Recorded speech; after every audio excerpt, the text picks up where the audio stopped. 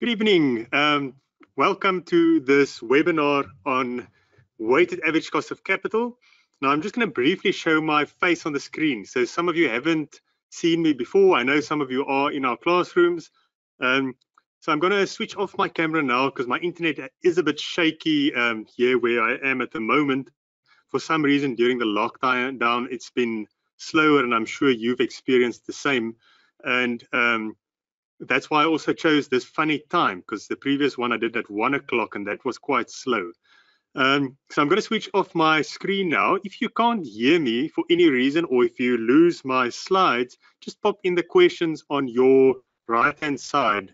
Just a quick hi, I can't hear you, and then I'll see what I can do on this side. Now, hopefully you can still see my slides. Oh, wait, there we go. Let me just get the question box back up for myself to see. You have to excuse me. Usually I have someone in the studio that can help me take the questions, etc. Now, for some reason, I can't find the question box. There we go. Just excuse me for a moment while I figure out what's going on. Okay, that's too big for me.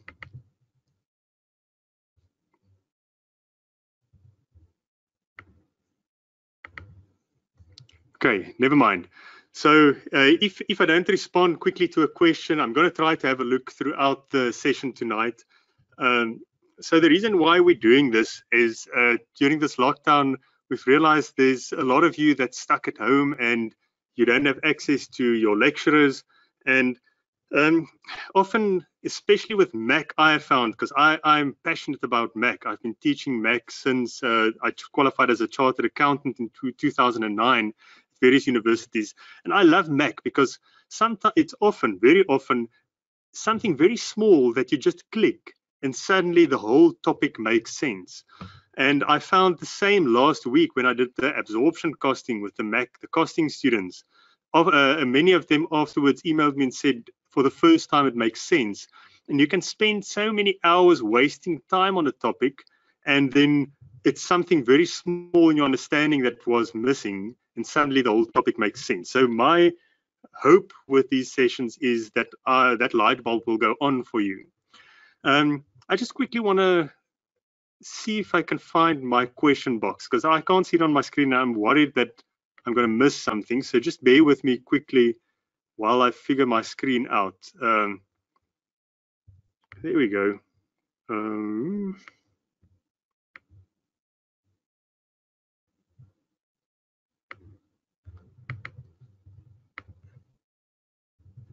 Okay, here we go. So weighted average cost of capital, what is this about? Oh, so before I continue, just quickly, if you for some reason have to go or you can't follow anymore because of your internet that's slow, I am going to email the link to the recording, which we'll post on our Tabaldi YouTube channel. So if you do for some reason lose connection, don't worry, I'm going to post it there. And hopefully we're not going to be much longer than half an hour, and at the end I might take some questions if we have time. So weighted average cost of capital is one of those topics that is very often asked, well, in second year, so MAC 2602, and third year, MAC 3702, and then the year module 3761. It's almost guaranteed that you will get this in the exam. It's such a common topic to ask, and it can be anywhere from 10 marks in a CTA question all the way up to 30-mark question. It can be quite a big question, and there's a lot of marks that you can earn here. And if you have a solid approach, a consistent approach, and good exam technique, and the basic understanding, which we'll chat about tonight, there's absolutely no reason why you can't always get 70 to 80% for a WACC question. Now, I'm not going to focus on the tricky CTA type stuff, and I've also found that often the reason students fail is not because of the tricky stuff. It's not because they don't know how to do Section 24J interest. It's because they don't understand the basics and they have very bad exam technique or the way they lay out their question. So we're going to chat about the super basics tonight, and hopefully it will answer some of your questions. Now, if you do understand WACC very well, you're not going to learn much tonight, but maybe there's something that that will score you a mark or two in an exam in the future. Okay, so what is cost of capital? I always bring every single financial management topic back to what the main aim of a company is. The main aim of a company is to maximize shareholder value. Obviously to make profits, but even more than that, we want to increase the value of the company for the shareholders in the long term. Now, as financial managers, that is our job. Now, we have two major decisions as part of our job as financial managers: the investment decision and the financing decision. So whenever you deal with a financial management topic, think of this: the main aim of the company and your job as financial manager is to make investment and financing decisions. Now, when we make an investment decision, we want to earn as much as possible, high rates of return. When we do a financing decision, so how do we fund the money, the company? Where do we get the money from? We want to pay as little as possible. So it's so simple. We want to borrow low, pay as little as possible, and invest it at a high as rate as possible, and that way we create value. So we are busy with the financing decision, and the cost of capital is what we pay for our sources of finance. So what are the main types of finance that we get? We've got debt and we've got equity. So what is the so debt and equity? What does that mean? So I'm not going to go on with this forever, so don't worry too much if this is super basic. But debt is debt and equity is other people giving us money to fund our company. Now, they're not going to give it to us for free because they're taking a risk. So this is a super important word. They're taking a risk to have us use their money for our own business, because we can lose the money and not pay them back. So what is the compensation that we pay for debt? Why would anyone give us money or lend us money? Because they want to earn interest.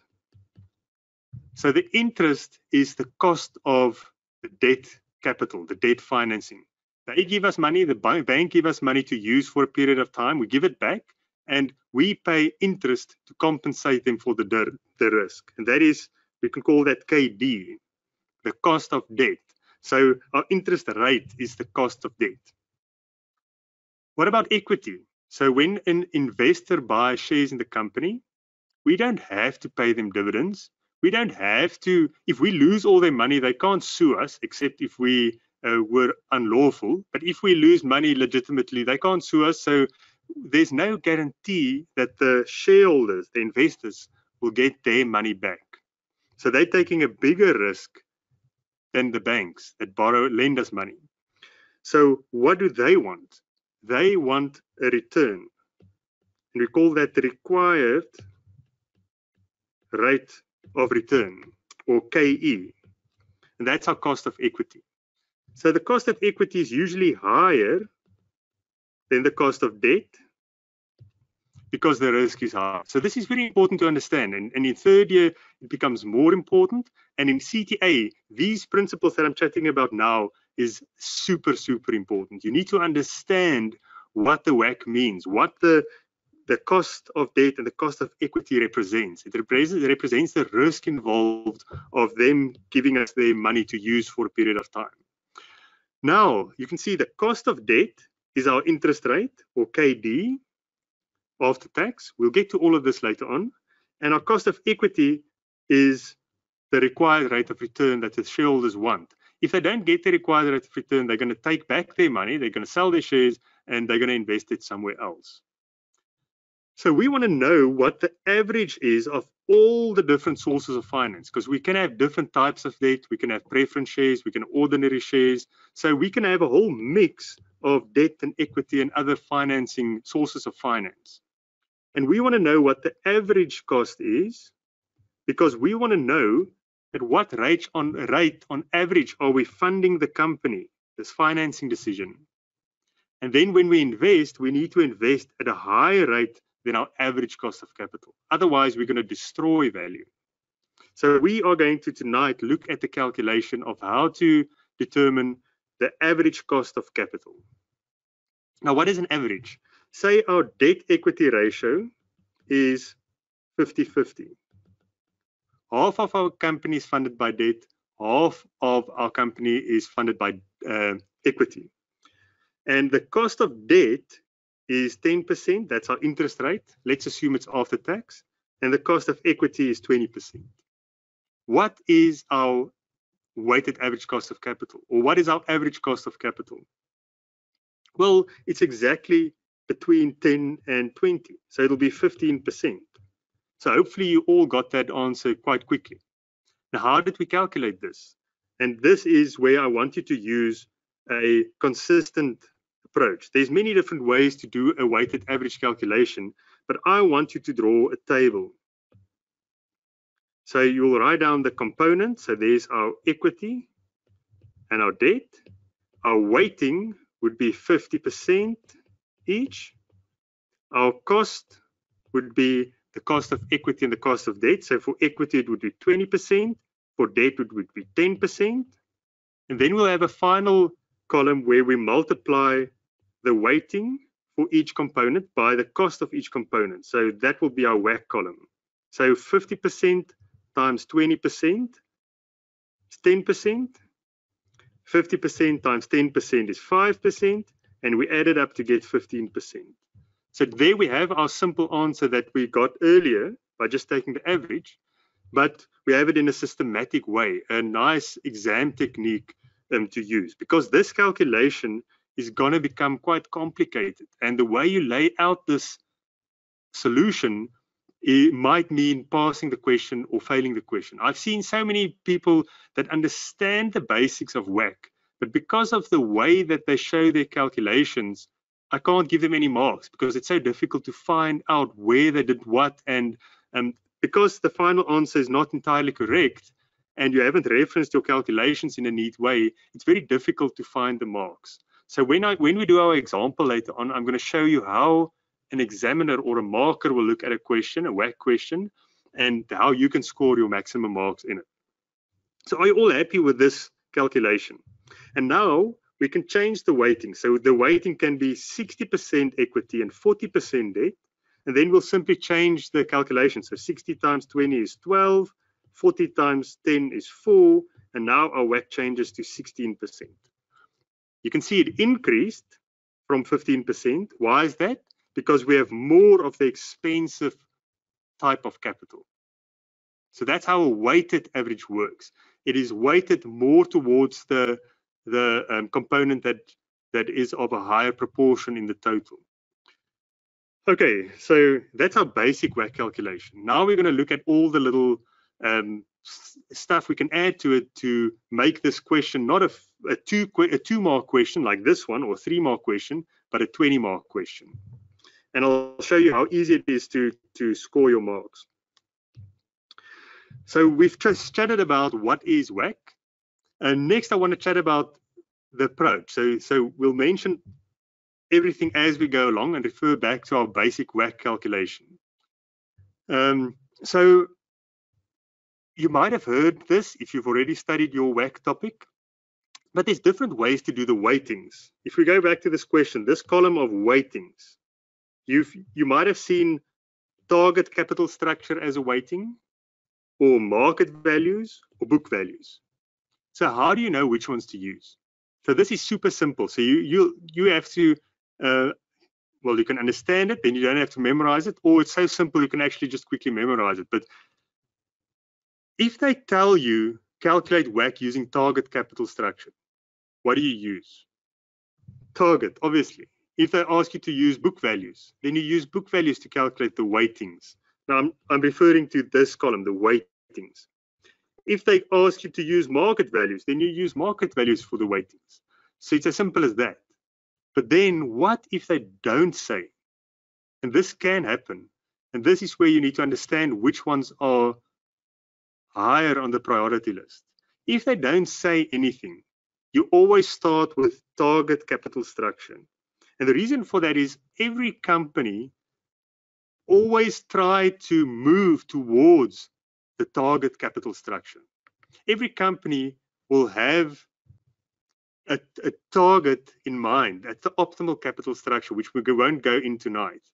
And so if they give you the target, I see Louisa says they always give you the target.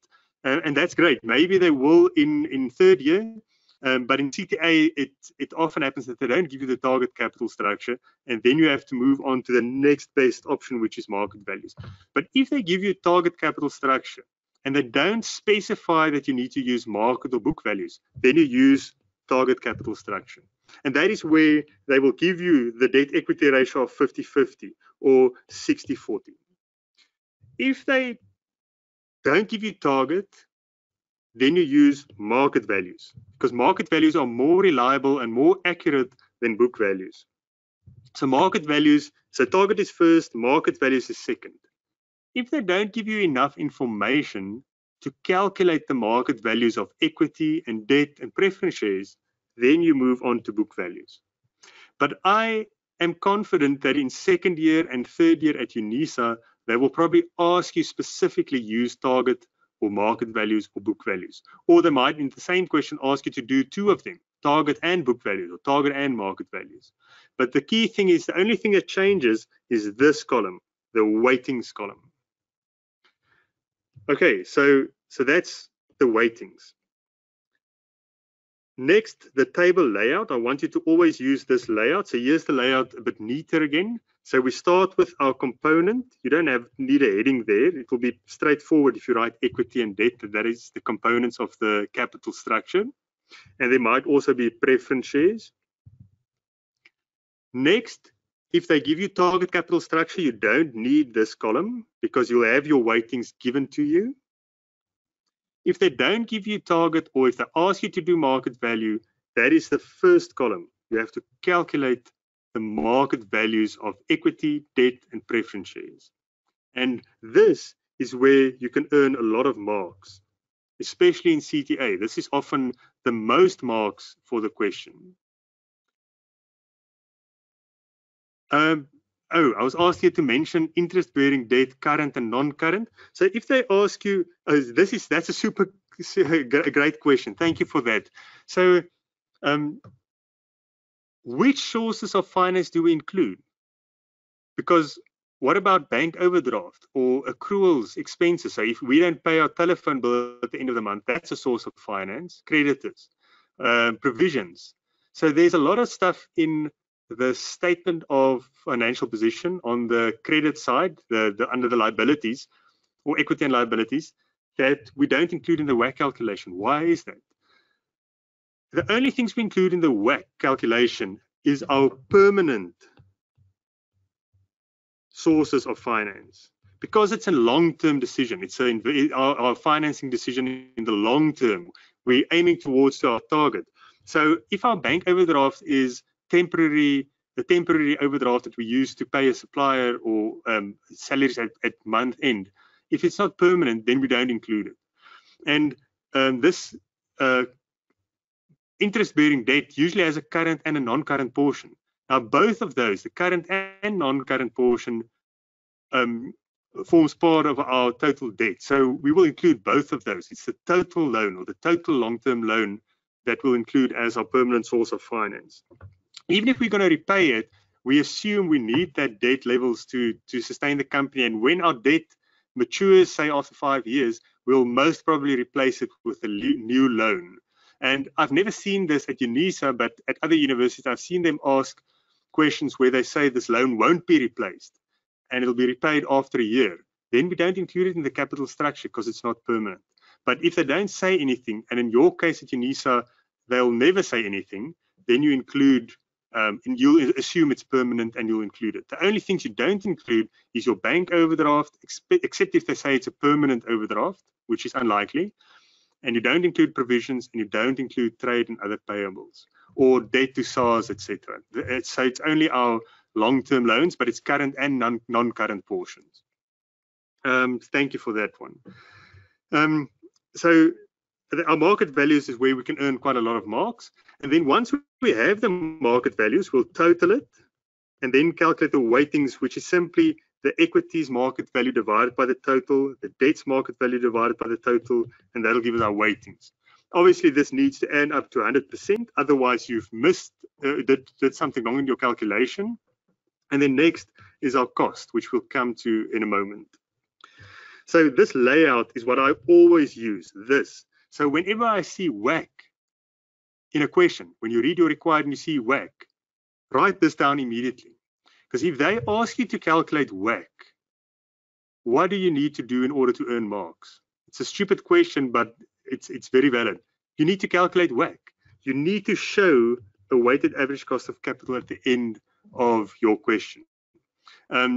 If you stop halfway through, say you get all the way to there, this side of this line, and you don't show a final value, then they have to give you 0 because you didn't answer the question. They didn't ask you to calculate market values of debt and equity. They didn't ask you to calculate the weightings or the cost of each component. They asked you to calculate the weighted average cost of capital. So that's why I always start with my WACC layout, and I make sure that I have a final answer. And then I fill in this template and reference to my workings as I do the workings, which we'll show you a little bit later. Okay, so I'm running out of time. So market values, if required, you have to calculate those. Weightings is obviously from the market values. Usually, it's often that they ask you to calculate market values and then the weightings from there. Then cost of equity is our KE, and there's 2 ways to calculate cost of equity. It's our Gordon growth model, and you need to be very comfortable with that. And there's the capital asset pricing model. How do you know which one to calculate? Well, often they will tell you which one to use, Gordon growth model or CAPM. But if they don't tell you and they give you dividends and share prices, then you know it's Gordon growth model. If they don't give you dividends and you can't use Gordon growth model, but they give you risk-free rate, market premium or market rate and the beta, then you know it's capital asset pricing model. So you need to know how to do those 2. And that's, again, a couple of marks for each one of those. And remember, your cost of debt is always after tax. So if they say your market rate for a loan is 10%, you know you have to multiply it by 0.72 to get to your after-tax cost of debt. So this is the KD we use as the cost of debt, always after tax. Preference shares, no tax consequence. Equity, no tax consequence. So it's only cost of debt. And I often see students getting confused there as well. They forget to apply the tax rate, or they use the coupon interest rate. Remember, this is your market rate or the rate on similar loans, the current rate. It's not the coupon interest rate. Okay, so like I said at the end, remember to show your WACC as your final answer because they asked you to calculate the WACC. Okay, so scoring marks. Market value calculations, super important. And I'm going to move on straight to the examples because we're going to illustrate everything that's on this page. But how do we calculate the market value of equity? It's simply the number of shares times the current share price. If they don't give you the share price, but they give you the dividends and the growth rate, what do you use? Gordon growth model to calculate the share price. We'll do that in the example as well. Debt and preference shares, we're going to use the discounted cash flow valuation method. So how does that work? The value of debt and the value of preference shares is the future cash flows of that instrument. So that's our loan repayments, our interest payments, or for pref it's the dividend payments or redemption amounts, our future cash flows, discounted back appropriate rate, which is the market rate. And that will give you your present value. So you use your calculator to calculate present value, and that's your market value of debt and preference shares. Cost of equity, like I said, is CAPM or Gordon growth model, depending on the information given. And finally, the cost of debt is the market rate times 0.72. Now, I see this question even at CTA. Students sometimes ask me, why do we multiply it by 0.72? Now, this is just to remove the tax. So if the market rate is 10%, we'll multiply it by itself, 1, minus 28%. Or in other words, we'll multiply it by, what is this? 0.72. So it's just to remove the 28% tax deduction on the interest.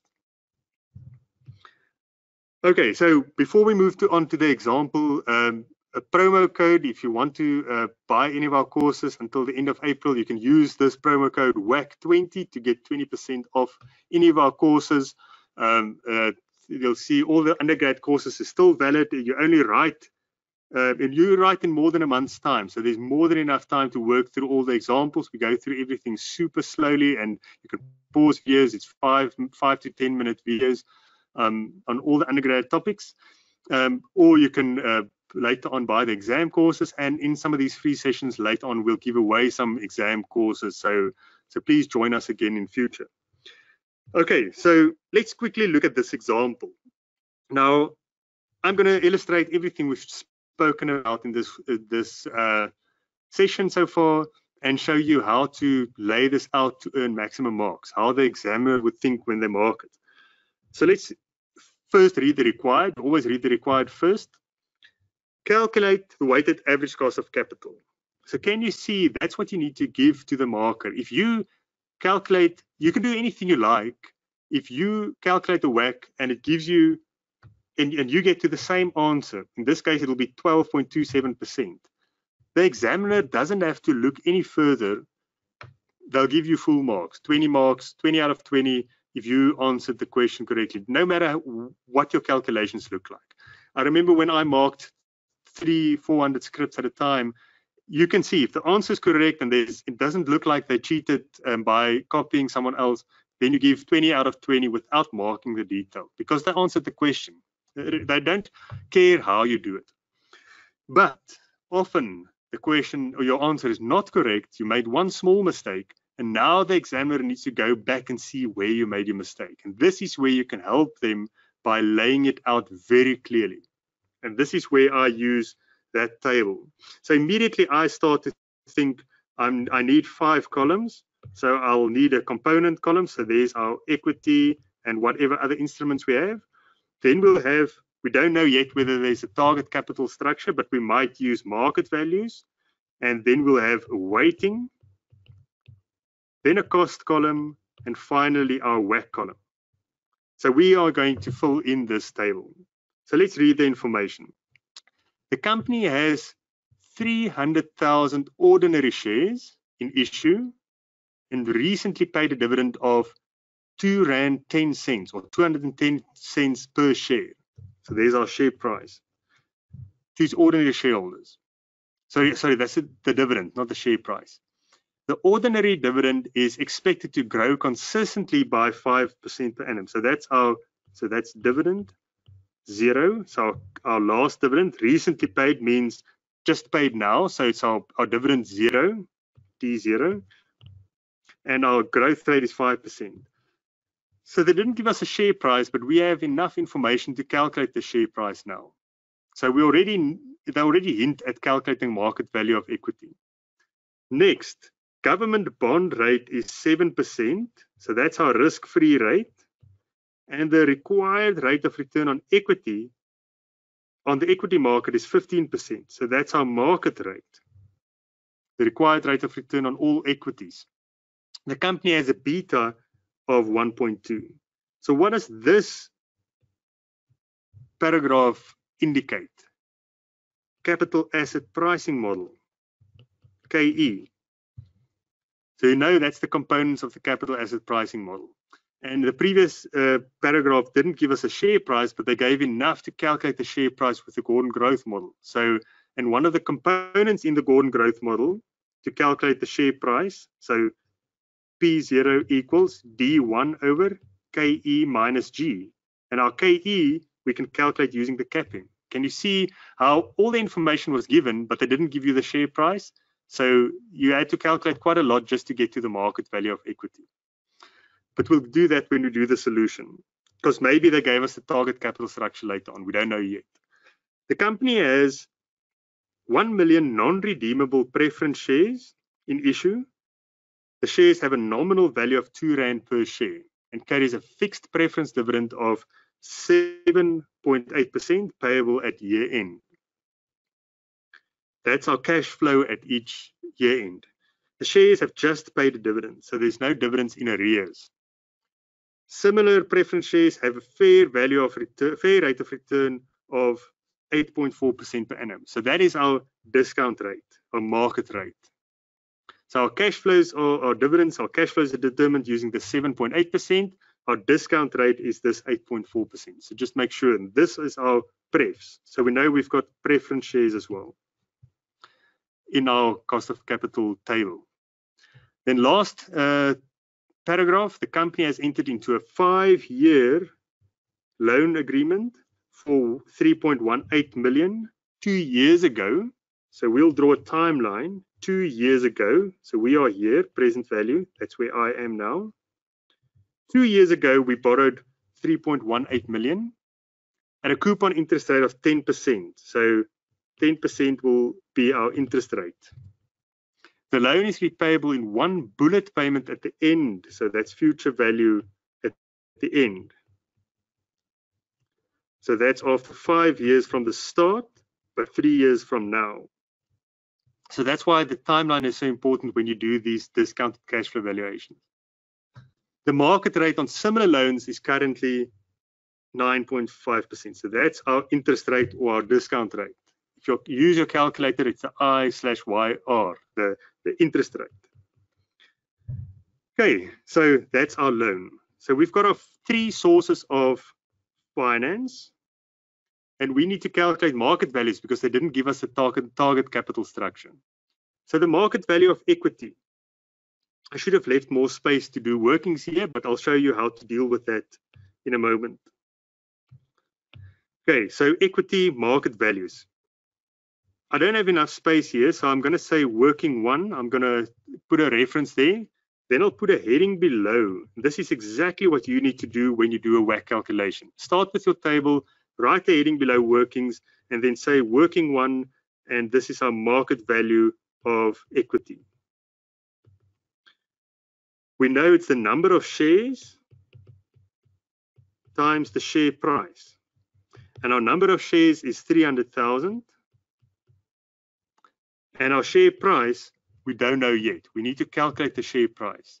Now, share price, we said earlier, P0 is our dividend 1 divided by KE minus G. So this will be dividend 1 divided by KE minus G. That's Gordon growth model. Do we have our next year's dividend? Not yet, but we can calculate it. So this is number of shares times D1 would be our current dividend, the last dividend paid, R2.10.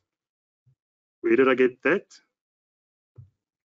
R2.10, last dividend paid. And we grow it by 5% to get dividend 1, next year's dividend, times 0.15. So that's dividend 1. Divided by KE minus G. Or the G, we can write in the G because we know the growth rate is 5%, 0.05. So we need to calculate the cost of equity. And we already know how we're going to do that because we've got the capital asset pricing model information in the second paragraph. So we're going to calculate the cost of equity next. So let's do working 2. Cost of equity equals the risk-free rate times beta multiplied by the market rate minus the risk-free rate, or this is referred to as the market premium. So let's fill this in. Risk-free rate we said was, let's go back, 7%.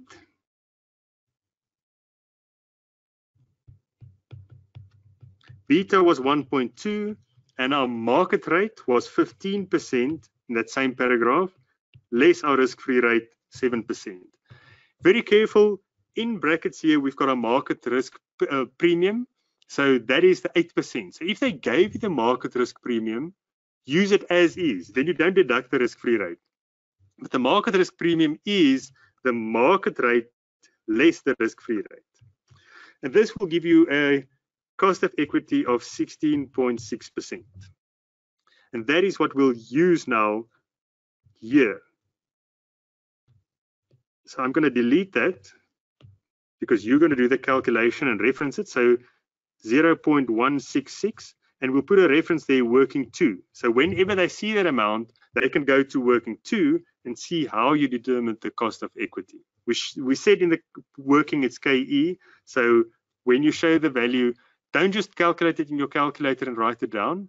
Reference the working so they can mark it. If you made a mistake, say for the beta or this market premium, you can get marks for the rest of the calculation, but you have to show your working.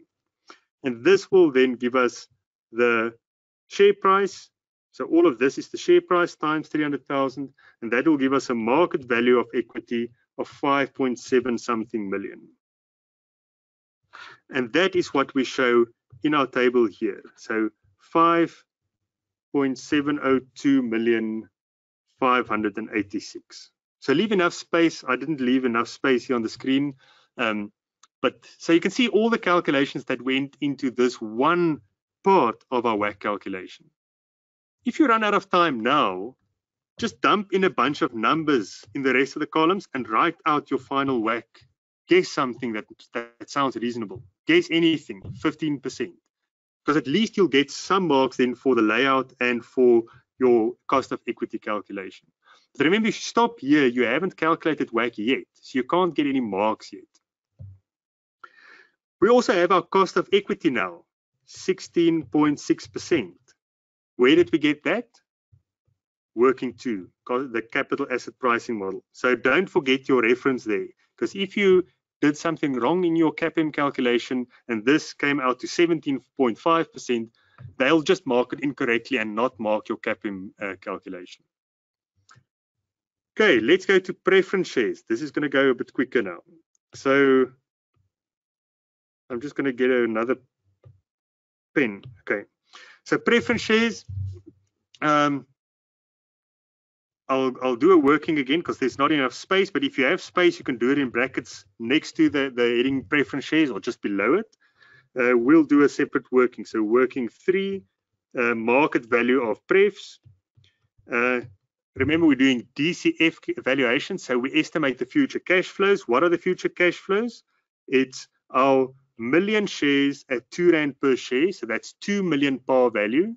And the dividend is fixed at 7.8%. So the cash flows each year will be 2 million, or actually you can show the calculation if you want to be really helpful. It's always the best exam technique. So 1 million shares times R2 times 7.8%. That's our dividend per year. And we divide all of that by the discount rate because this is a perpetuity. So it's one cash flow that carries on forever. So we can discount that one cash flow at the market rate of 8.4%. And that will give us a market value of 1,857,143. So we'll write that in here. 1,857,143. And we've got our reference to the working 3. Let me just see there.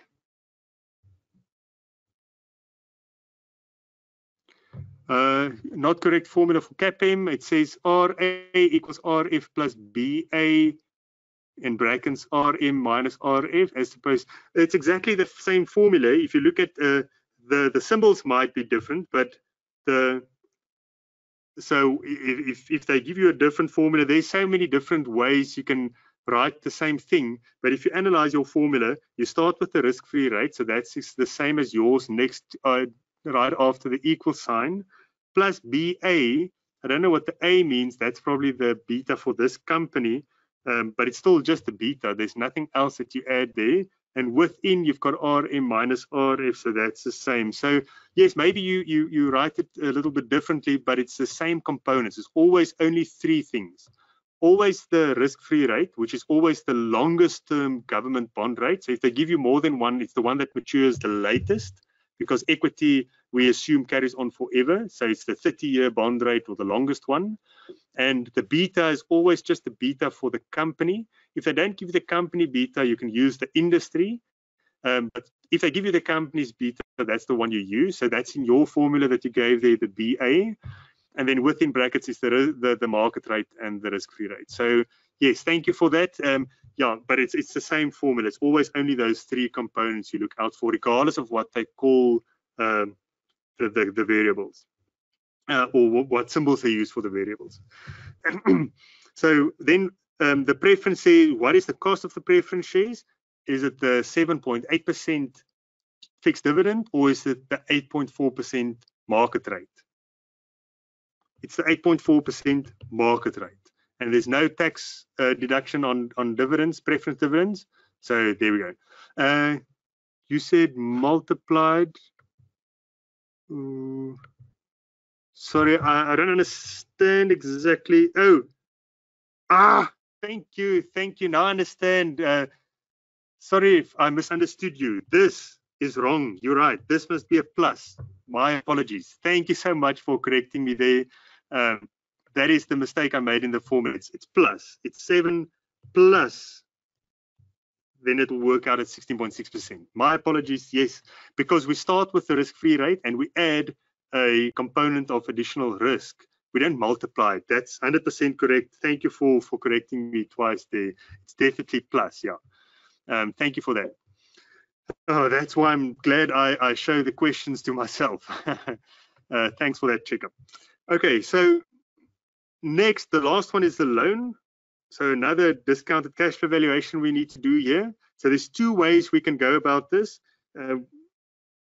What are the cash flows first before we do this calculation?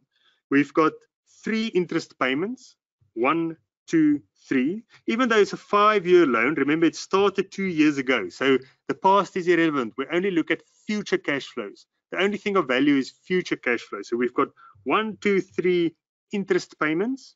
What are the interest payments? It's the par value of 3.18 million times the coupon interest of 10%. So our interest payments would be 318 Rand per year for 3 years. So if we use our calculator, show your calculator working. So I'm just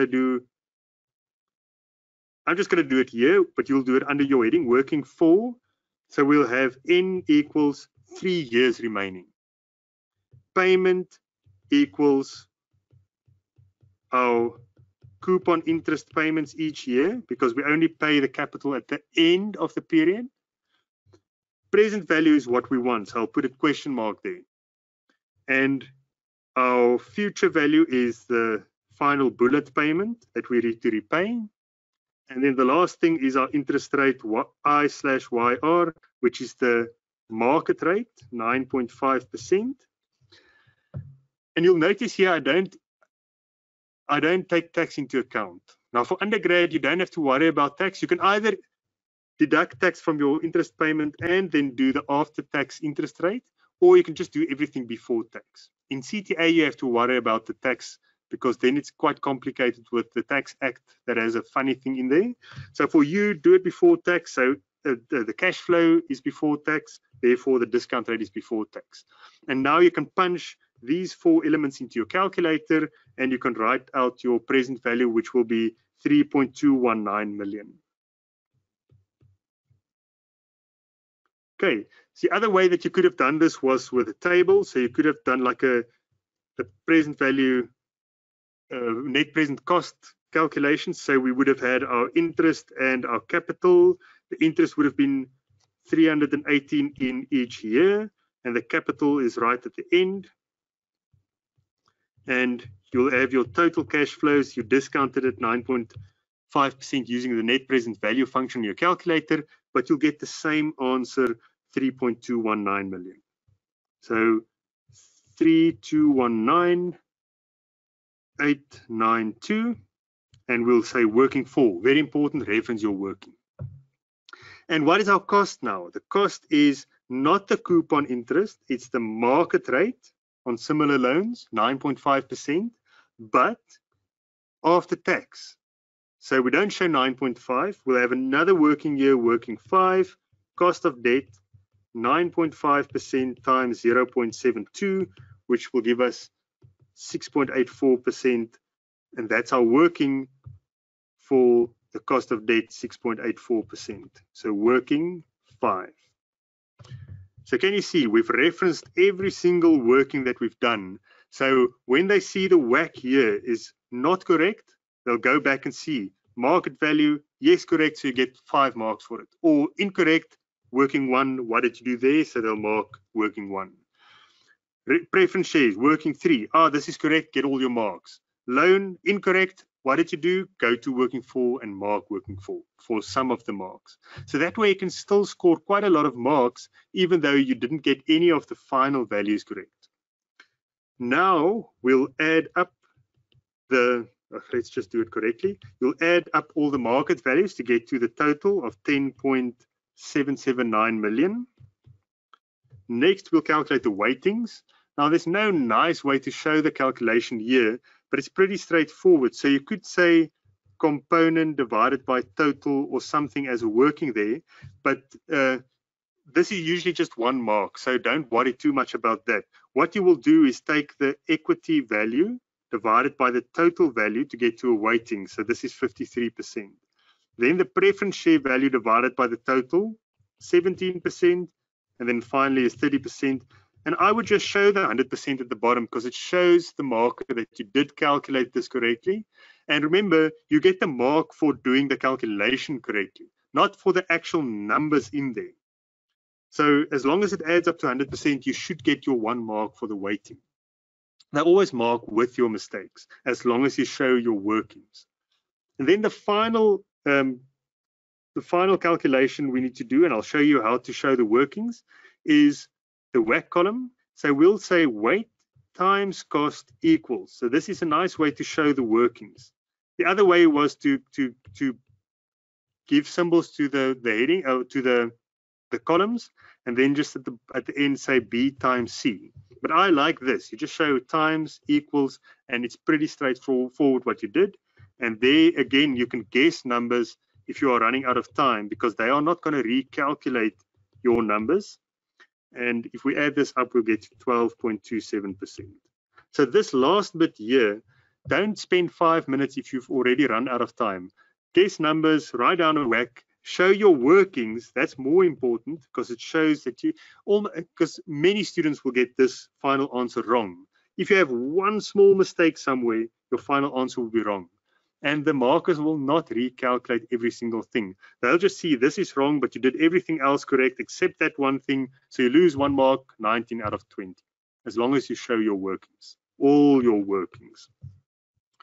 Okay, so I hope that helps as a template. So this is what I always do. Whenever I see WACC, I get excited because then I know I'm going to do this layout and I'm just going to fill it in. If there's something I struggle with, like the market value of debt, I know I can do everything else and I can guess a number, or I can go to this working and see if I can figure this out and then guess a number and show my workings and move on. And I will only lose marks for where I made mistakes or where I left something out, but the rest will still be marked. And my examiner will, the first thing that they will see is this calculation. They will see, he did do the WACC, he did know what to put in the WACC calculation, he did reference his workings, some of them are correct, some of them are not, and this is so much easier to give marks. And remember, the UNISA lecturers are going to mark thousands of scripts, and you want to be one of the ones that are easier to mark. You don't want to be one of the difficult ones where you don't see the final WACC number until 3 pages later. That makes it so difficult to mark a question. If you start with this table and have all your workings under a heading, one by one, neatly referenced into your table, so easy to mark.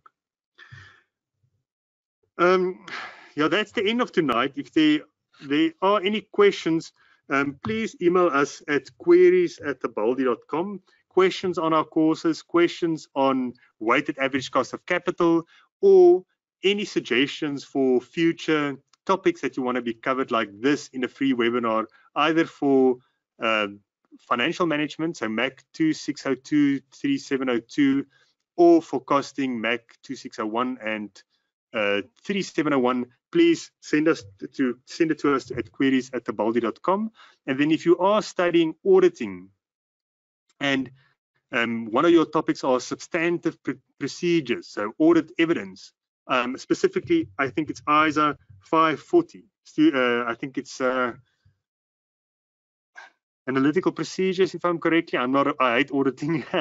Yvonne is doing a webinar on Thursday at 1 o'clock in the afternoon on ISA 540.